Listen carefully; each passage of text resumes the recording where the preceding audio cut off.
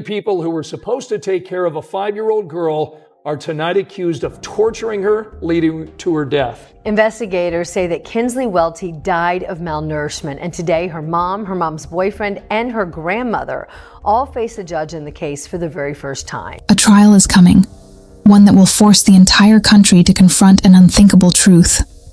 A mother, her boyfriend, and even a grandmother are finally being brought to justice for one of the most horrifying child abuse cases Indiana has ever seen. The victim? A little girl who once danced to Taylor Swift songs and giggled at cartoons, but who spent her final 127 days starving in silence, locked away while adults, including those sworn to protect her, chose to do nothing. That moment of reckoning is set to unfold in Marion County in the summer of 2025. Please be advised, this video contains details that some viewers may find disturbing. This case is presented for educational purposes, to shed light on the deep failures in our child protection systems. On December 3, 2018, Kinsleigh Welty was born in Mooresville, Indiana, to her parents Tony McClure and Bradley Welty. With her big blue eyes, blonde hair, and those chubby cheeks, Kinsleigh was a joyful little girl. She loved to make people laugh, often stealing her dad's hat just to be silly. She could spend hours singing along to Taylor Swift's "You Need to Calm Down" with her grandparents. Her favorite shows, Paw Patrol and Bubble Guppies. And like many little girls, she adored playing dress-up and changing hairstyles. Kinsleigh could have grown up surrounded by love and laughter, alongside her siblings. But fate had a crueler plan. Before we continue, friends, please take a second to like, subscribe, and drop a comment with your city and the time you're watching. Your interaction helps bring these important stories to more people who need to hear them. Sadly, for Kinsleigh, the nightmare began almost from the very start. When she was just 3 weeks old, her family called emergency services, reportedly for Tony's medical issues. But what officers found inside the home was beyond anything they had seen before. The house was a disaster. Trash piled everywhere. Flies and maggots crawling through the kitchen and living room. In the bathroom, the toilet was so clogged with filth it looked like it had never been cleaned. Couches and mattresses were stained and filthy. And there, on a floor littered with garbage, dirt, and cigarette butts, lay tiny 3-week-old Kinsleigh. Beside her, her 1-year-old sibling crawled on the same dirty floor. Within arm's reach, ashtrays full of cigarette butts, rotting food, and even sharp objects. It was a miracle they were still alive. Officers immediately noticed that Kinsleigh was dangerously malnourished. Her lips pale, her mouth dry. She had actually lost weight since leaving the hospital. When they offered her a bottle of milk, the newborn drank so desperately, it was clear she hadn't been properly fed for days. Both parents were arrested on the spot. Tony McClure was charged with 4 counts of child abuse, while Bradley Welty faced 2. Tony later pled guilty to just 1 charge, the others were dropped, and she was sentenced to 900 days in jail. But here's where the system failed Kinsleigh again. Tony served just 21 days behind bars before being released on probation. While Tony was briefly in jail, Kinsleigh and her sibling were placed in foster care. Her foster mother loved her dearly and even wanted to adopt her. For a moment, it seemed like Kinsleigh had a chance at a better life. Later, she went to live with her paternal grandparents, Tricia and Brian Welty. But because of Indiana's family reunification policies, designed to keep children with their biological parents, Kinsleigh was sent back to Tony after her release. A decision that would ultimately seal the little girl's fate. Over the next few years, Child Protective Services, CPS, removed Kinsleigh multiple times from Tony's home. Each time, reports of abuse came in. And each time, after brief investigations, CPS returned her to her mother. When Kinsleigh was taken away a second time and placed back with her grandparents, they say she was covered in bruises from head to toe. Chunks of her hair were missing, she was dirty, and the conditions in Tony's home remained horrifying. In 2021, during yet another welfare check, Kinsleigh's grandparents pleaded with authorities, warning that their granddaughter might not survive if she was sent back. But CPS botched the investigation, presenting weak evidence in court. As a result, the judge ordered Kinsley to be returned once again to her mother. By then, Bradley was no longer in the picture. She would be alive today if they would have left her in my care. And that's exactly where she should have been. Toni now lived with her new boyfriend, 27-year-old Ryan Smith, who had moved in about 6 or 7 months earlier. By March 2023, Toni had given birth to another baby, making it 6 children now living in the cramped, chaotic home. According to Ryan Smith, little Kinsley resented him because he wasn't her real dad. Tensions grew inside the house, and then came Thanksgiving 2023, the day that marked the beginning of Kinsley's final, most horrifying chapter. Toni made an unthinkable decision. She locked her 5-year-old daughter inside a small closet in her brother's bedroom. The door was barricaded with a dresser, so Kinsley couldn't get out. This wasn't a temporary punishment. This was her new home, for 127 days. Imagine a closet smaller than an average bathroom, its walls smeared with feces, handprints marking her struggle, the air thick with the stench of human waste. On the floor, empty containers, a stale peanut butter sandwich, and a dried-out hot dog bun. Here, Kinsley spent nearly every moment of her final months, alone in the dark. She begged for food. She banged and scratched at the door, calling out for help, but no one came. Her mother ignored her cries, and the rest of the family went on with their lives, growing numb to the faint, desperate voice behind the wall. Ryan Smith later admitted that during those months, Kinsley was let out only about 10 times. Her 4-year-old brother described the closet as a cage, saying it made him sad to see his sister trapped there all the time. The 6-year-old explained that while other kids were punished by standing in the corner, Kinsley was always sent back to the closet. She barely ate. Her mother admitted that Kinsley's constant words were, "I'm hungry, I'm thirsty." At best, she was given one small meal a day, often nothing at all. Her brothers told investigators that when the family ordered pizza, Kinsley was never allowed any because she was always bad. She slept on the bare floor and had to use the bathroom inside the closet. By April 2024, Kinsley, at 5 years old, weighed just 21 pounds. That's the same weight she had at 2.5. A healthy 5-year-old girl should weigh around 40 pounds. But it wasn't just starvation. Kinsley endured beatings too. She had bruises around her eye and cheekbone. Her hair, once long and golden, was hacked short, infested with lice, and matted with filth. Her belly was covered in sores and bite marks. Her tiny hands and feet were caked with waste. Ryan Smith admitted he knew what was happening. He claimed he begged Toni to stop, even threatened to call 911, but said he didn't because he loved Toni and feared all the children would be taken away. He said that about a month before Kinsley's death, he cleaned the closet when the filth became unbearable. He confessed he never once fed Kinsley or comforted her during her confinement. But perhaps the most chilling figure in this story is Kinsley's own grandmother, 53-year-old Tammy Halsey. But the most disturbing part? Kinsley's own grandmother, 53-year-old Tammy Halsey, wasn't just aware of what was happening. She took an active role in the abuse. In the summer of 2023, when Kinsley would occasionally stay overnight at Tammy's home, Tammy would bind her with duct tape so the little girl couldn't get up at night to search for food. At first, it was just her hands and feet. But when that didn't stop her, Tammy escalated, wrapping Kinsley's entire body in tape, all to make sure the starving child stayed away from food. Tammy also helped Toni hide Kinsley from Child Protective Services. She would warn her daughter when caseworkers were scheduled to visit, and always claimed Kinsley was somewhere else, even as she watched her granddaughter wasting away right before her eyes.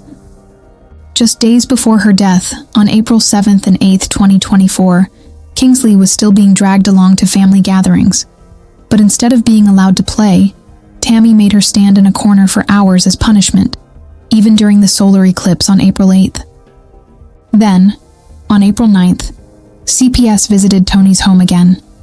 They were there to check on the newborn baby, who had tested positive for THC. But Kinsley? She was hidden under a blanket in another room.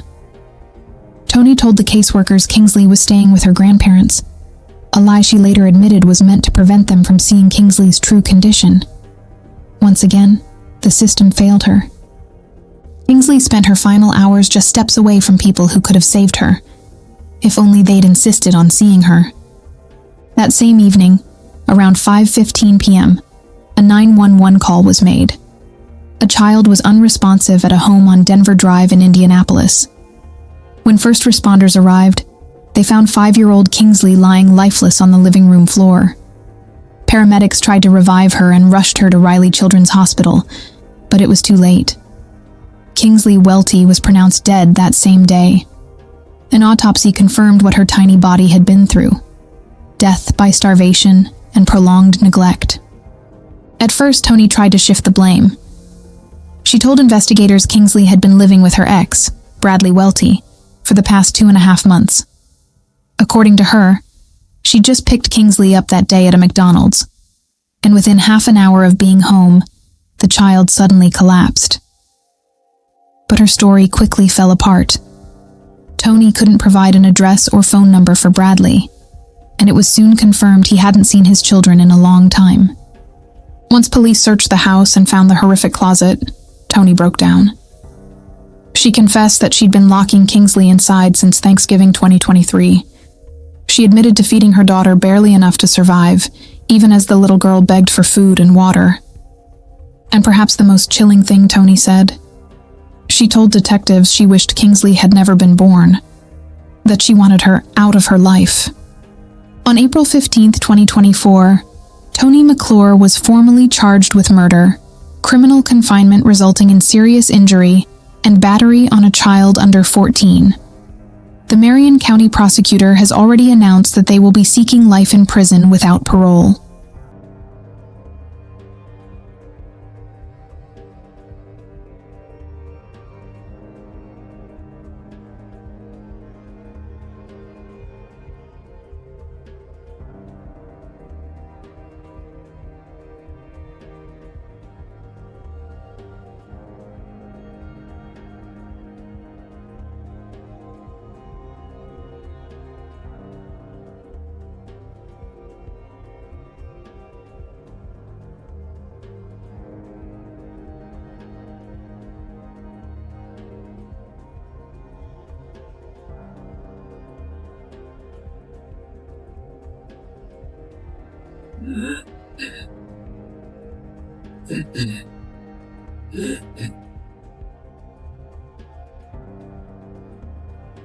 All right, Ms. McClure, good morning. I'm Judge Stoner. I'll be handling your case. You are here for your initial hearing. I'm here to tell you what the state has charged you with. I'll enter a not guilty plea for you, and I'll advise you of your rights. First, you should have a copy of the charges against you. Do you read well enough to be able to read those to yourself? Yeah. And in the upper left-hand corner, did they spell your name correctly? And how about your date of birth? December 20, 1994, is that correct? That makes you 29? Yes, sir. All right. Ms. McClure, in the upper right-hand corner, you'll see the state's charged you with count 1 murder. That carries a potential penalty up to 65 years in prison. Court should further advise you that the state has filed an additional pleading on that murder count, requesting that you receive life imprisonment without parole. The murder charge would carry a maximum penalty up to 65 years.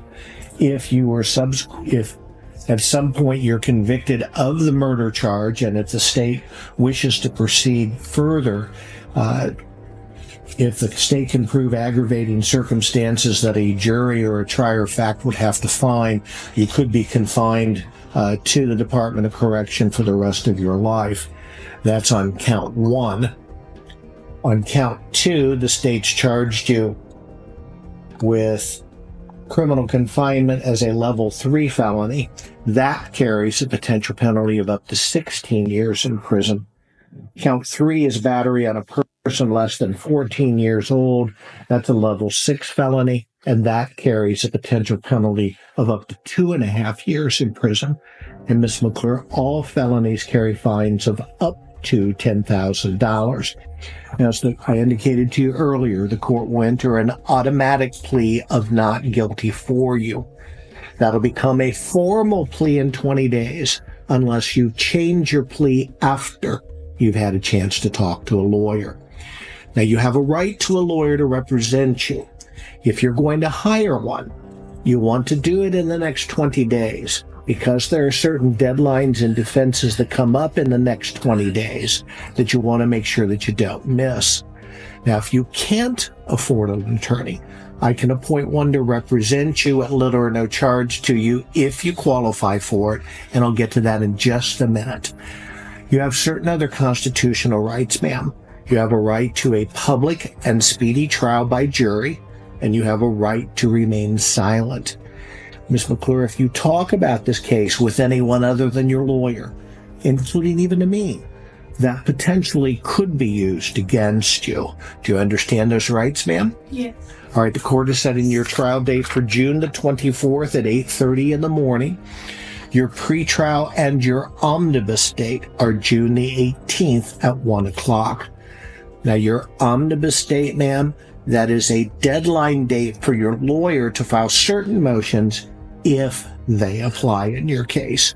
Your lawyer will know what that means. Now, on the subject of a lawyer, are you planning on hiring counsel or do you need a public defender? All right, I will need to take some testimony from you to make sure that you're eligible for that. Could you raise your hand for me? You promise what you're about to tell me is going to be the truth, the whole truth, nothing but the truth, under pain and penalty of perjury? All right, you can put your hand down, ma'am. Before you were arrested, were you working any place? No. Okay. Do you have any money saved up in the bank or saved any place else? No.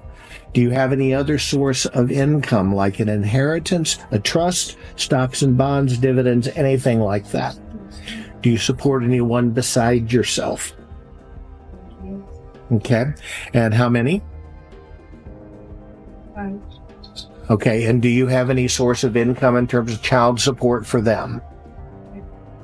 At what address were you living? 6519 Denver Drive. Okay. Was that a place that you were renting or buying? Renting. Okay. Do you own anything of value, like a valuable stamp, a book, car, boat, anything like that? Yeah, a car, but it's not my name. Okay. And how old a car is it? Suzuki sedan. I know it's Suzuki. Yes. Okay. What's the most valuable piece of property you think you do own? The car. I don't even own it, so nothing. Okay. All right. The court finds the defendant is indigent, appoints public defender to represent you. Who will the public defender assign? It'll be Dina Martin and Sheree Consor. All right, Ms. Martin will be assigned to represent you. The public defender's office will give you her information as to how you can get in contact with her. The state has requested that you not have contact with the civilian witnesses on this case. I'm sorry, who's Melinda Barat? Well, you may not know who those people are, and so if you don't know them, you won't have any problem contacting them, okay? But these are the witnesses the state of Indiana has listed as having evidence against you. And so the only person that can contact those people on your behalf is Ms. Martin. That's why you've got the lawyer, okay? And that does apply to Jordan Brewster, Melinda Brunette, Jackie Burke, Marjorie Carter, Kelly Collins, Vicki Gray, David Halsey, Jaden Holden, Constance Lewis, Lana McClure, Alexander Santiago, Dakota Smith, Michelle Smith, Bradley Welty Jr., and Philly Welty. Again, the only person that can have contact with those folks on your behalf is Ms. Martin. Further order in the no contact order, you're not to have any firearms, deadly weapons, ammunition in your possession. And you want to make sure family and friends understand about the no contact order. Because if there's a violation of the no contact order, you potentially could be punished. You are being held without bond because you are being charged with murder. But even if you're in custody, if there's a violation of the no contact order, you could be placed in deadlock. So you want to make sure everyone understands. Let Miss Martin do your talking for you. Okay? As I indicated earlier, you are being held without bond because of the murder charge. And Miss Martin, anything else at this point? No, Your Honor. All right, Miss McClure, that'll complete your initial hearing.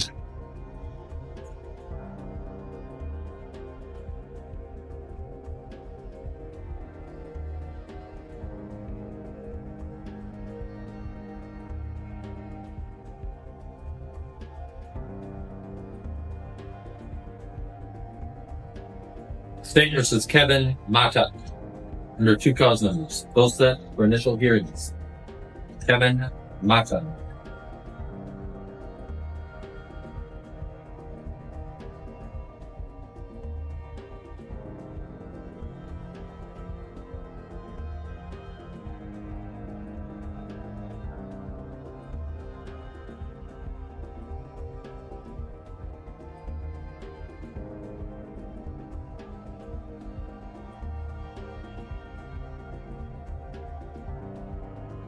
Ryan Smith, Tony's boyfriend, was charged with 3 counts of neglect and criminal confinement.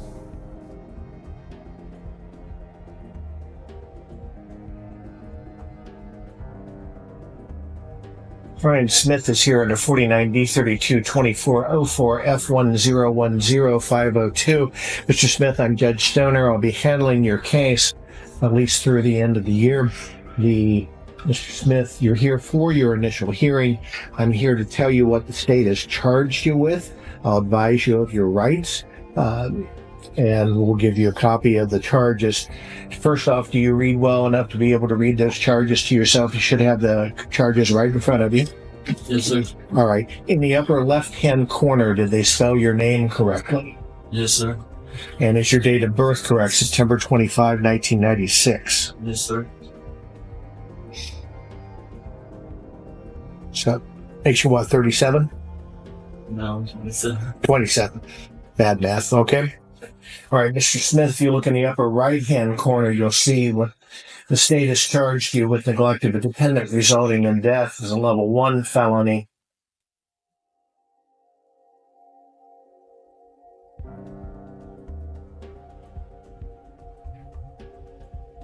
Mr. Hill, in some situations, a level 1 felony can be increased to 50 years. It doesn't appear to be that situation in this one. Is that correct? That's how it appears to me as well, Your Honor. All right. So, Mr. Smith, in count 1, the state's charged you with neglect of a dependent resulting in death, a level 1 felony. That carries potential penalty of up to 40 years in prison. Count 2 is also neglect of a dependent resulting in death.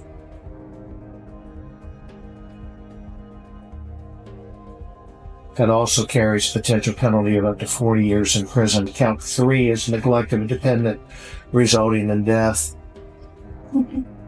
Also carries potential penalty of up to 40 years in prison. Count 4 is criminal confinement. That's a level 3 felony. That carries a potential penalty of up to 16 years in prison. And Mr. Smith, all felonies carry fines of up to $10,000. Now, the court will enter an automatic plea of not guilty for you. That'll become a formal plea in 20 days, unless you change your plea after you've had a chance to talk to a lawyer. Now, on the subject of a lawyer, if you're planning on hiring a lawyer, you'll want to do it in the next 20 days, because there are certain deadlines and defenses that come up in the next 20 days that you want to make sure that you don't miss.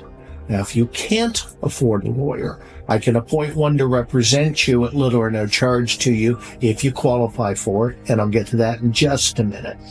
You have certain other constitutional rights. You have a right to a public and speedy trial by jury, and you have a right to remain silent. Mr. Smith, if you talk about this case with anyone other than your lawyer, including even me, that potentially could be used against you. Do you understand those rights, sir? Yes, sir. All right, the court is setting your trial date for June the 24th at 8:30 in the morning. Your pretrial and omnibus date are June the 18th at 1 o'clock. Now, your omnibus date, Mr. Smith, that is a deadline date for your lawyer to file certain motions if they apply in your case. Your lawyer will know what that means. Now, on the subject of an attorney, are you planning on hiring counsel or you're requesting a public defender? I'm gonna get one, sir. Okay, but you haven't done so yet? No. All right, so what I'm going to do then, Mr. Smith, I'm going to set this down for a review of counsel in about 3 weeks. And that review of counsel is set there because of that 20-day deadline in terms of defenses and things coming up that you want to make sure that you get taken care of. So if I set you out in 3 weeks, that will take me to, hold on a second. 16. We'll set that for May the 8th at 9:30. Now, the way that'll work, Mr. Smith, is if you hire the lawyer will file an appearance with the court. The appearance will go in the court file. I'll know the problem's been taken care of, and I won't need to see you on May the 8th. I'll just see you with your lawyer on your scheduled pretrial date of June the 18th. Now, if you haven't hired the lawyer, you need to come back to the court on May the 8th at 9:30 to let me know what your situation is. Here's the one thing you don't want to do. Fail to hire the lawyer and blow off the hearing. You don't want to do that, because if you do that, I just issue a warrant for your arrest and you go back to jail. Okay? Now, your bond is set at $50,000 surety. I show it's already been posted. That'll remain the same. The state has requested you not have contact with the civilian witnesses on this case, so there is a no contact order. That no contact order applies to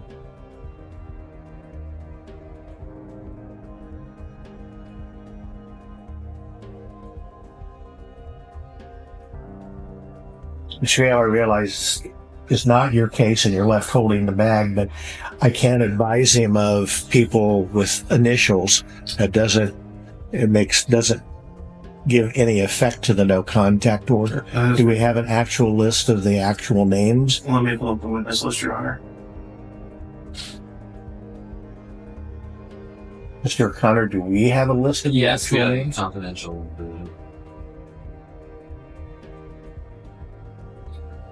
Okay. I have them. I just didn't have them in the computer. Okay. So, Mr. Smith, you're not to have contact with Jordine Brewster, Melinda Brunet, Jackie Burke, Marjorie Carter, Kelly Collins, Vicki Gray, David Halsey, Jaden Holden, Constance Lewis, Lana McClure, Alexander Santiago, Dakota Smith, Michelle Smith, Bradley Welty Jr., and Philip Welty.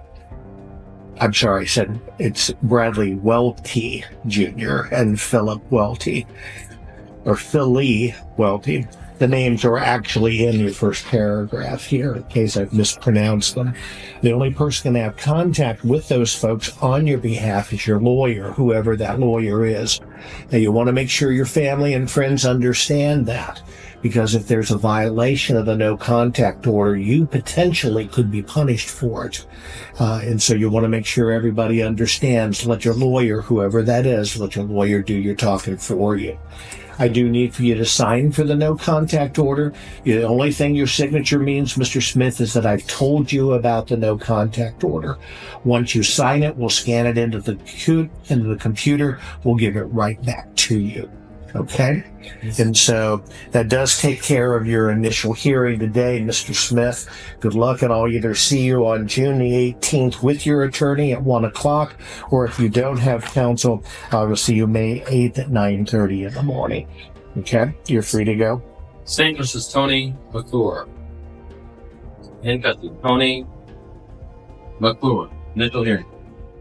Tammy Halsey, Kinsley's grandmother, was initially charged with neglect resulting in death. But after police uncovered disturbing Facebook messages between Tammy and Tony, where they casually discussed new ways to punish Kinsley. Between grandma and mom. So here we go. Tammy Halsey, It's the no sleep and have to work on Monday. Do your duct tape thing. Sleep. I won't ask again. Let's keep going there. Then in September, Kinsley has damn near got that door pushed open. And then Grandma responds, tape her ass down. Oh, that's lovely. Let's listen to some more. Kinsley broke the lock on the door and the, bad word, was in her pants. She shoved under the couch. Tie her expletive ass up. This is sickening. Prosecutors added 5 more counts of neglect and 1 count of failing to report abuse. Them to be released. You are free to go ahead and post that bond if you wish, but if you do, you still need to come back Thursday at 11 o'clock. One thing you should know as a practical matter, if the state decides not to file charges against you, or they file charges that are less than neglect of a dependent, where your bond would be automatically reduced, the bondsman doesn't have to give you the money back. It's up to you. I just want to make sure you know that as a practical matter. So I will see you on Thursday at 11 o'clock. We'll find out if the state's filing charges, and if they are, what those charges are. Okay? And I'll see you Thursday at 11. Your Honor, this case is still under seal by state's motion order filed April 13th. Mr. Hale, Yes, Your Honor. are you the prosecutor on this case? It has not been assigned in our office. I am currently just representing our office at this time. All right. State would request that it remain under seal at this time. And what's your statutory authority for that? I'm not aware of any statutory authority other than the defendant actually being placed into custody, and she clearly is in custody. That's correct, Your Honor. Based on our motion filed, that was our reasoning.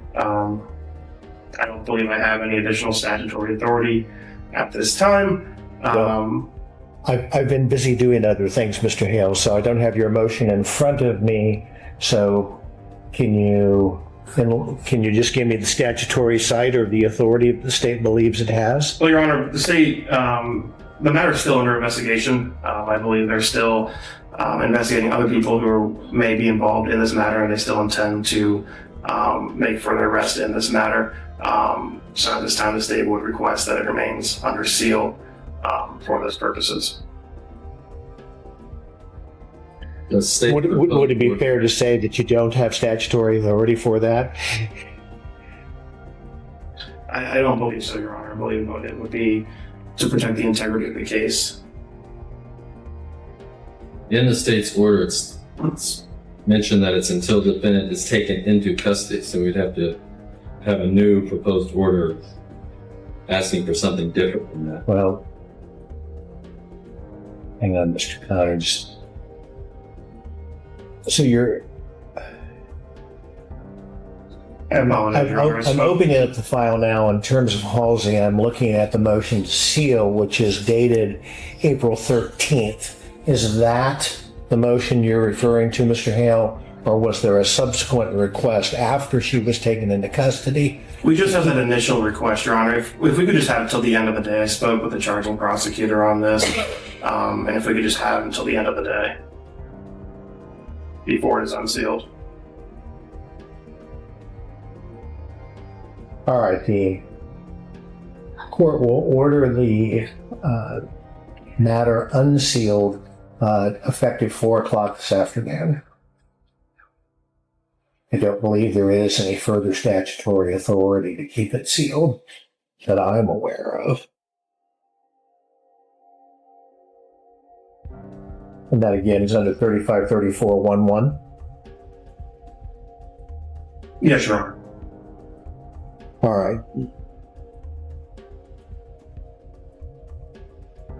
Anything further from the state? Let me double check. Mr. O'Connor, does that cover everything? Yes. Yeah, nothing else, Your Honor. All right. State versus So Ryan. we'll see Ms. Halsey, we'll see you Thursday at 1 o'clock, or 11 o'clock, I'm sorry. Kinsley was laid to rest in a private funeral at Meredith Clark Funeral Home in Morgantown. She now lies beneath a black heart-shaped headstone in East Hill Cemetery, adorned with butterflies and the words, "Too precious for this world." As of May 20th, 2025, the case remains ongoing. The jury trial is scheduled for June 20th. Ryan Smith has been released on $50,000 bail, while Tony McClure and Tammy Halsey remain in Marion County Jail, awaiting justice. The blue-eyed little girl who once sang Taylor Swift songs will never sing again. But her story echoes as a painful reminder, a call for real change in the child protection system, so that no child ever has to endure what Kinsley did in those harrowing 127 days. Rest in peace, little angel. Thank you so much to everyone who stayed until the end of this video. I'd love to hear your thoughts in the comments. Do you think the system failed Kinsley beyond repair? And if you found this story important, please consider subscribing to my channel. Your support keeps me going and helps me continue investigating and sharing cases like this with you.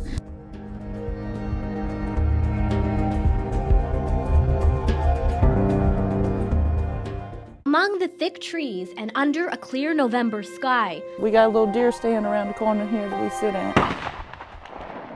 A message delivered by the winds was found here by 𝐮𝐬𝐽 and her family. Alissa was murdered by her caretaker at 16 months old. The caretaker still walks today. It didn't take us long to trace that note back to the Baker family in Dunlop, Iowa, and the story behind the tragic life and death of 16-month-old baby Alissa Guernsey.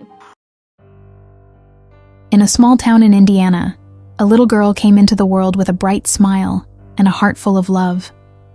Her family called her their little beauty, and her laughter filled their home with warmth. No one could have imagined that the very system meant to protect children would not only fail her, but play a role in a tragedy that would shock the nation. The story of Alissa Guernsey is not just about loss. It's about how easily the most vulnerable can be overlooked, and how incredibly hard it is to find justice once the damage is done.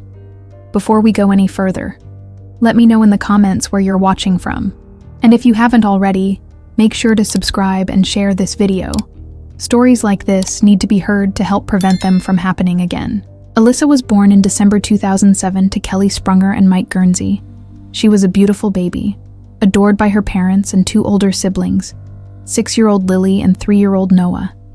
She even shared a birthday with her mother, which made their bond extra special. Life should have been filled with love and laughter for Alissa, but fate had other plans. In November 2008, when Alissa was just 1 year old, her father, Mike, lost his life in a tragic car accident. It was a devastating loss, one that changed everything for the Guernsey family.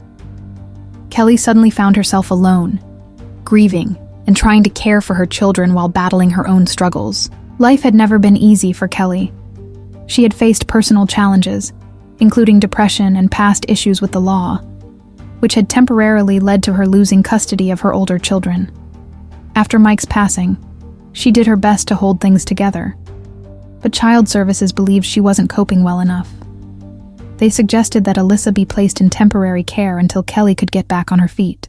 Not wanting to send her daughter to strangers, Kelly turned to her cousin, 29-year-old Christy Schaffer, and her husband, 34-year-old Matthew Schaffer, for help.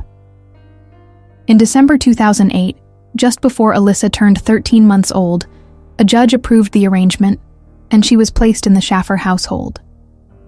On the surface, it seemed like the perfect solution. Alissa would be with family, not in foster care. But sometimes, the worst dangers don't come from strangers. At first, things appeared normal. Just days after moving in, Alissa was taken to a pediatrician, Dr. John Egley, for a routine checkup. He found her to be a happy, healthy little girl with no signs of trouble. But that would be the last time anyone described her that way. Only 5 days later, the Schaffers missed a scheduled court hearing, claiming that Christy had a migraine and the kids weren't feeling well. While this might have seemed like a small issue, it was the first red flag in a disturbing pattern. Christy would repeatedly make excuses to avoid oversight, ensuring that no one got too close. Meanwhile, financial stress was growing in the Schaffer home. Matthew's unemployment checks and the occasional child support payments weren't enough to cover the needs of their large family. On January 6, 2009, Christy filed a request to have Lily's monthly Social Security benefits of $637 transferred to her. Money was tight, and tensions in the household were rising. On January 12th, social workers from Child Services visited the home. They saw no immediate cause for concern. Kinsleigh assured them that Alissa was adjusting well and even sleeping better. Satisfied, they left. But behind closed doors, things were taking a dark turn. By mid-January, Kinsleigh was overwhelmed, but instead of asking for help, she took out her frustrations on Alissa. The once cheerful little girl, who had been so full of life, started to change. Her bright energy faded. She became pale, withdrawn, and covered in bruises. Over the next 3 months, Kinsley's treatment of Alissa grew worse. She would yell at her, pull her hair, and handle her roughly. The little girl, who had once been surrounded by love, was now living in fear. Kinsleigh took Alissa to the doctor frequently, always with new explanations for her injuries. On January 27th, Alissa needed stitches for a small cut on her forehead. Kinsleigh claimed she had simply fallen. A week later, the stitches were removed. Then, on February 5th, Kinsleigh reported the injury to Child Services, but at the same time, she asked if she could claim Kelly's children as dependents on her tax return. Had this been an isolated incident, it might not have raised suspicion, but Alissa kept returning to the doctor with new injuries. On February 9th, Kelly was supposed to have a scheduled visit with her children, but Kinsleigh canceled, saying Alissa and Noah were sick. This was already the second time she had done this in just a few weeks. The next day, Child Services conducted another visit and found all the children to be perfectly healthy. It was becoming clear that Kinsleigh was deliberately keeping them away from their mother. Then, just a few days later, on February 14th, Valentine's Day, Kinsleigh took Alissa to the doctor again. This time, she claimed the little girl was losing her hair and bruising too easily. Dr. 𝐬𝐫𝐸 examined Alissa and was deeply concerned. He noted a rash, scabs, and unexplained bruises all over her small face. Alarmed, he ran multiple tests, searching for answers. But the real answer wasn't a medical condition. It was something far more sinister. It wasn't surprising that every medical test Alissa went through came back normal. She was a perfectly healthy child, except for the growing number of unexplained injuries. But somehow, none of this raised any red flags for Dr. 𝐬𝐫𝐸. Despite over a dozen visits where Alissa mysteriously showed up with new bruises or wounds, he never once suspected mistreatment. Instead, he accepted Kinsleigh's explanations at face value. She claimed Alissa had fetal alcohol syndrome and lacked proper prenatal care, saying she was born with health issues. But medical reports from Alissa's birth completely disproved this. When that excuse didn't hold up, Kinsleigh suggested Alissa might have leukemia, insisting that was the reason for her hair loss. Yet after multiple tests and consultations with specialists, no signs of cancer were found. Kinsleigh continued to paint a picture of Alissa as clumsy and fragile. She talked endlessly about the baby gates she installed, the safety measures she put in place, and all the precautions she claimed to take. But it was all a smokescreen to hide what was really going on. On February 18th, Kinsleigh called Child Services, saying Alissa might have leukemia. That same day, the caseworkers informed Kelly, Alissa's mother. Understandably alarmed, Kelly wanted to see her daughter and check on her herself. Then, on February 24th, Alissa was taken to the doctor for a cough and congestion. Tests showed nothing unusual. But just a day later, she was back in the doctor's office again, this time for unexplained vomiting and digestive issues. By this point, Kelly was growing increasingly worried and voiced her concerns to Child Services. But her fears were dismissed, and she wasn't the only one being shut out. On February 26th, the father of Alissa's half-siblings, 𝐬𝐿𝐾𝐿, contacted Child Services, saying Kinsleigh was avoiding his calls and keeping him from seeing his kids. This was the start of a clear pattern. Kinsleigh was deliberately cutting off all outside contact. And when it came to Alissa, she was especially careful. Anytime Kelly tried to visit, there was an excuse. Alissa was sick, she was sleeping, she was too fussy. Kinsleigh was doing everything possible to keep Alissa hidden, and the reason was obvious. She was trying to cover up the truth. Despite more than a dozen doctor visits, Dr. 𝐬𝐿𝐸𝐸 never once suspected what was really happening. but for those who actually loved Alissa, the signs were impossible to ignore. On the rare occasions when relatives saw her, they noticed a heartbreaking change. The once playful, happy little girl had become quiet and fearful, and the physical signs of her suffering were becoming harder to overlook. By early March 2009, things had gotten much worse. On March 3rd, Alissa was taken to the doctor again, this time with an injury to her left arm. The doctor also noticed a bruise near her eye and more patches of missing hair. Christie's excuse. She claimed the family's hyperactive dogs had knocked Alissa down, and once again, Dr. Egley believed her. In fact, he even called Child Services himself, telling them he had no concerns. 2 days later, on March 5th, a CT scan revealed something far more serious. Alissa's arm was broken. She was examined by Dr. Robert Fallon, a specialist from Riley Hospital for Children. Like the previous doctors, he found no medical condition to explain her ongoing injuries. But instead of asking the hard questions, Dr. Fallon came up with an almost unbelievable theory. He suggested Alissa might have broken her arm by moving too much in her crib at night. A toddler breaking her arm just by tossing and turning? The logic didn't add up. But rather than dig deeper, Dr. Fallon let the issue drop. Before I continue this heartbreaking story, I want to take a moment to ask for your support.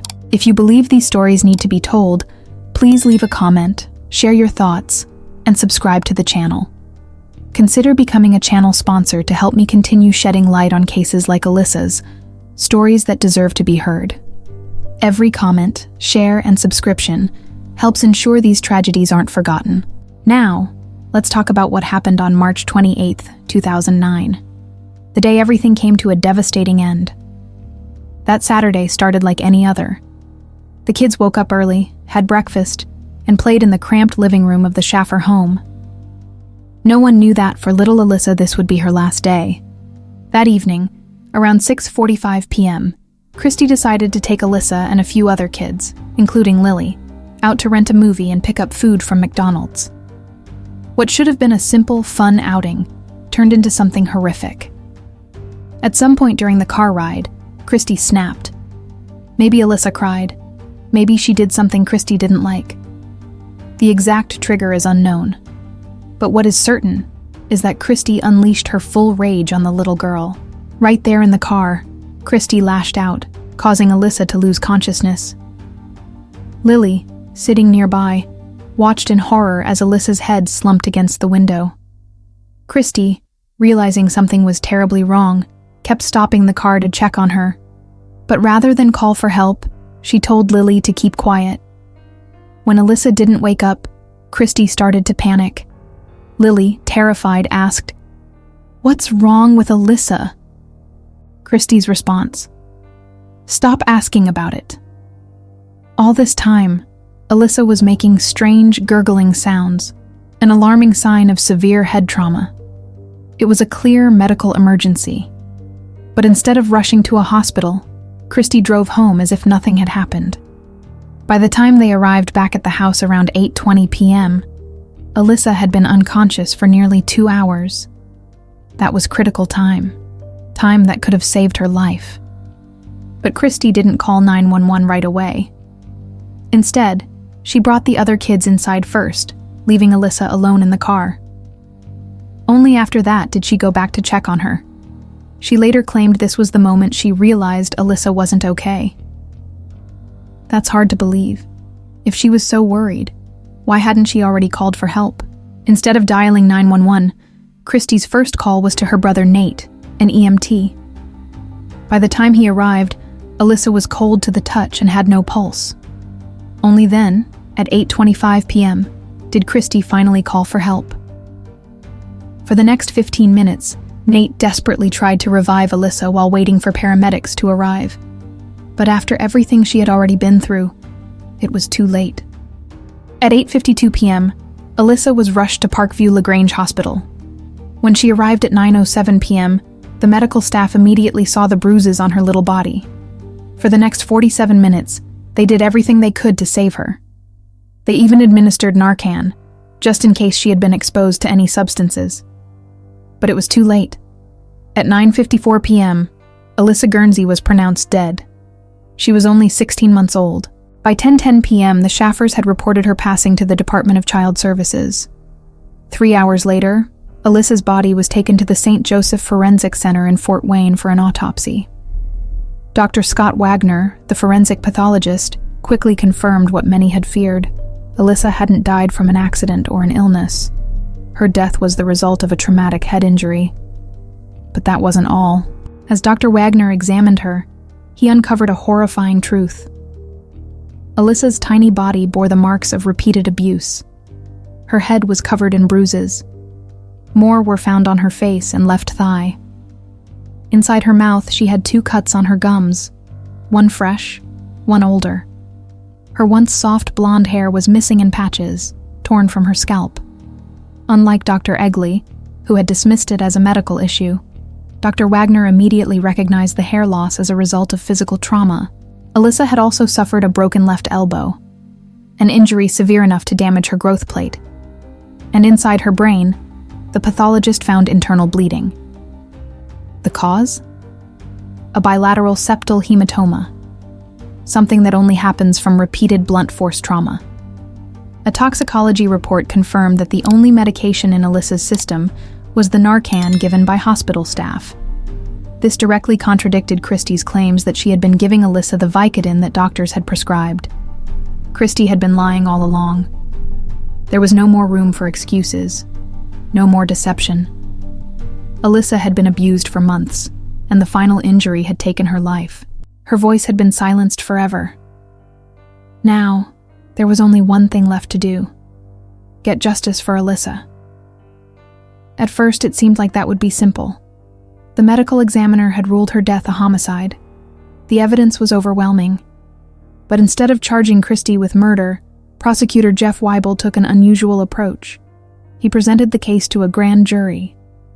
This decision made the legal process more closed off, less transparent. And the result was a disgrace. Despite everything, Christie Schaffer was not charged with murder. She wasn't even charged with manslaughter. Instead, she was convicted of neglect of a dependent. And the punishment? A mere 10-year sentence. 6 years were suspended. And then, in a shocking turn, Judge Scott Vanderbeck modified the sentence again, allowing Christie to walk free after serving just 77 days. A child's life was worth only 77 days behind bars. But why? Many suspected that the answer lay in Christie's family connections. But the public refused to stay silent. Outraged by the injustice, a group of mothers formed Alissa's Army, a movement dedicated to fighting for Alissa. Another group, Baby Alissa Cries for Justice, gathered thousands of signatures demanding that the case be reopened. But despite their efforts, the system refused to listen. However, justice would catch up with Christie in another way. In November 2013, she was arrested again, this time for her role in a methamphetamine operation. Because this violated her parole, she was finally sentenced to 6 more years in prison. Meanwhile, Alissa's mother, Kelly Sprunger, filed a civil lawsuit against Christie and Matthew Schaffer for wrongful death. She also took legal action against Dr. 𝐬𝐿𝐫𝐫, arguing that his failure to report the signs of abuse had contributed to Alissa's suffering. In August 2014, the court ruled in Dr. 𝐬𝐿𝐫𝐫's favor, dismissing the medical malpractice claim. But the lawsuit against the Schaffers moved forward. Alissa Guernsey's life was short, but her story left a lasting impact. Her case exposed deep flaws in the child protection system, the medical field, and the justice system. It forced people to ask hard questions about how easily a child can slip through the cracks, and how many others might be suffering in silence. Supporters of Alissa's cause began calling her the little dragonfly. In many cultures, dragonflies symbolize transformation and the presence of spirits. Some believe that they carry messages from those who have passed on, visiting their loved ones in moments of need. Alissa's story should never be forgotten.